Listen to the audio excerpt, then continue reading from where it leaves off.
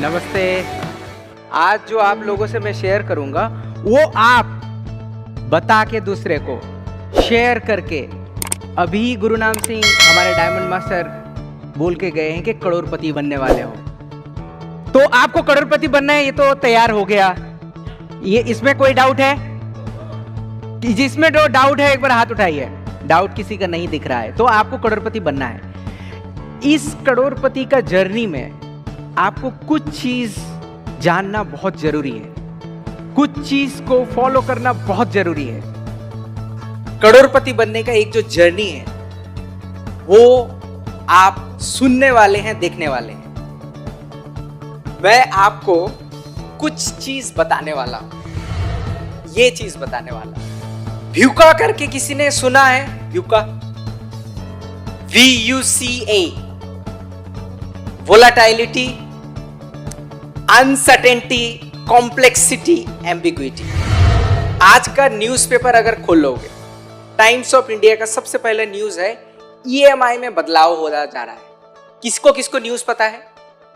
देखो, जिसने न्यूज़पेपर आज सुबह खोले थे, इसका मतलब है मार्केट हमेशा वोलाटाइल है। आज जो आपके लिए करोड़ रुपया है वो नेक्स्ट ईयर इन्फ्लेशन के वजह से आपका 6 to 7% घट जाएगा। क्योंकि इन्फ्लेशन अगर 6% है तो नेक्स्ट ईयर जाके वो 1 करोड़ रुपया जाके 94 लाख हो जाएगा। इसका मतलब है देयर इज ए वोलाटिलिटी। किसी भी टाइम पे आपके पैसे या फिर आपके रियल स्टेट का भी सेम हो सकता है ना। कभी कभी 1 करोड़ का घर खरीदा, 50 लाख का घर खरीदा या फिर जमीन खरीदा, कुछ दिन बाद उस जमीन का घट गया प्राइस, तो उसको वोलाटिलिटी बोलते हैं। The world is going through a very volatile, unstable situation, right? Uncertainty. कोई यहाँ पे है जो गारंटी दे सकता है कि मैं 60 साल तक जी जाऊंगा कोई प्रॉब्लम छोड़ के? कोई सर्टेनिटी नहीं है। विश्वास है कि जीऊंगा, मगर सर्टेनिटी नहीं है। किसी का 100% गारंटी नहीं है कि मैं 100 साल तक जीऊंगा, right? Life is uncertain, even the economy is uncertain. किसको पता था वार चलेगा? बहुत जगह पे वार चल रहा है, दोनों देश पे, तीनों देश पे। It is uncertain. कॉम्प्लेक्सिटी। आप एक लोन लेने के लिए जाइए, एक क्रेडिट कार्ड अप्लाई करने के लिए जाइए, कितना कॉम्प्लेक्स प्रोसेस है, कितना बड़ा फॉर्म फिलअप करना पड़ता है, right? Things are getting more complex. पहले एक बच्चे को स्कूल में एडमिशन देने के लिए कितना इजी होता, आजकल पेरेंट्स का इंटरव्यू होता है, राइट और रॉन्ग? हाँ, जो हंस रहे हैं इसका मतलब वो इंटरव्यू दे के आए हैं। आज भी मैंने इंटरव्यू दे के आया हुआ बच्चे के एडमिशन के लिए, नहीं PTM में, तो वो तो पेरेंट्स का इंटरव्यू हो गया। Things are getting more complex. पहले शादी होता था कितना इजी हो जाता था, अभी तो कॉम्प्लेक्स है भाई। मेहंदी का रंग क्या होगा? मेहंदी का रंग भी आ गया डिफरेंट। एम्बिग्विटी। आपको आज बोल के चले गए कुछ, ठीक है, नया पॉलिसी बना, कल फिर एक नया पॉलिसी बन गया। क्लियर नहीं होता है चीजें, बहुत डिफिकल्ट होता है क्लियर करने के लिए। Agree with me? चीजें become in more difficult, complex during the VUCA पीरियड। इसका मतलब है कल कैसे जिंदगी चेंज हो जाएगा वो हमारे हाथ पे नहीं है। कल आपका इकोनॉमी कैसे चेंज हो जाएगा वो किसी का हाथ पे नहीं है, right? All over the world is the same thing is going on. अच्छा, इसमें अभी आप एज का टेस्ट करते हैं। कौन यंग एज का ग्रुप में है? एक बार हाथ उठाइए। यंग एज का ग्रुप मतलब, अच्छा एक बार खड़े हो जाइए। 20 से लेके 50 साल। हाँ, 20 से भी नीचे यंग हो सकता है। अच्छा, और ये तो यंग है। ओके 20 से 50 साल। अच्छा, जोरदार ताली हो जाए 20 से 50 साल के लिए प्लीज। और 50 से 100 साल के ऊपर प्लीज आप तशरीफ रखिए, बैठ जाइए। हाँ, 50 से 100 साल एक बार खड़े हो जाइए। 50, 50 प्लस। मैं किस तरह जाऊं? आपको अपने लिए जोरदार तालियां दीजिए। लगते ही नहीं हो आप 50 से ज्यादा हो, प्लीज। दोनों के लिए ही प्रिपरेशन जरूरत है। जो यंगस्टर यहाँ पे जो हमने 90% देखे हैं, जो यंग एज बोलते हैं, उनको प्रिपेयर करना है किस एज के लिए? बुढ़ापा के लिए, राइट? क्योंकि 50 से लेकर 60 साल का जो एज है उसमें रिटायरमेंट आता है आपका, अगर जॉब होगा तो आपको पता है। 60 साल का उम्र में सीवी लेके जाके कोई बंदा अगर जॉब के लिए जाएगा, आपको बोलेगा भाई नमस्ते, thank you for your interest, आपको कुछ दूसरा काम करना चाहिए, आप पोते पोती के साथ टाइम बिताइए। होता है? तो इसका मतलब है उस टाइम पे आप खाना तो नहीं बंद कर सकते हो, आपके दवाई का भी पैसा चाहिए, आप भी डिपेंडेंट नहीं होना चाहते हो आपके बेटा बेटी के पास, राइट और रॉन्ग? तो उसके लिए प्रिपरेशन करना पड़ेगा बहुत पहले से, उसके लिए प्रिपेयर करना पड़ेगा रिटायरमेंट एज के बहुत पहले से। अगर आप यंग हो तो आपके पास वक्त है प्रिपरेशन करने के लिए, और आपको अभी पता है कि एक इनकम में और आपका जो पैसे जहां से भी आ रहा है वो इज नॉट एनफ। अगर वो एनफ होता तो आप यहां पे बैठते नहीं, राइट और रॉन्ग? तो आपके लिए कुछ चीजें हैं आप जो कर सकते हैं। आप क्या क्या कर सकते हो, यहां पे आप देख सकते हो। क्या क्या कर सकते हो, दिख रहा है आपको? आप एक यूट्यूबर बन सकते हो।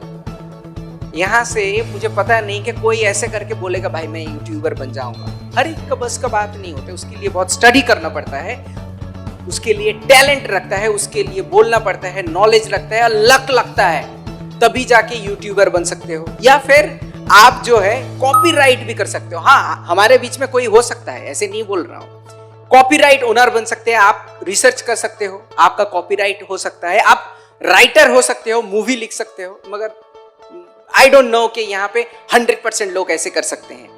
आप बैंक में बहुत सारे पैसे रख दीजिए, उसका इंटरेस्ट आएगा, SIP कीजिए, म्यूचुअल फंड, जो है तरीका, उससे आपका पैसा आता है, राइट और रॉन्ग? और किससे आता है? जिसमें कोई इन्वेस्टमेंट नहीं है, टैलेंट भी नहीं चाहिए, वो होता है क्या? Direct selling. डायरेक्ट सेलिंग, हाँ एक बार ताली तो बजना चाहिए।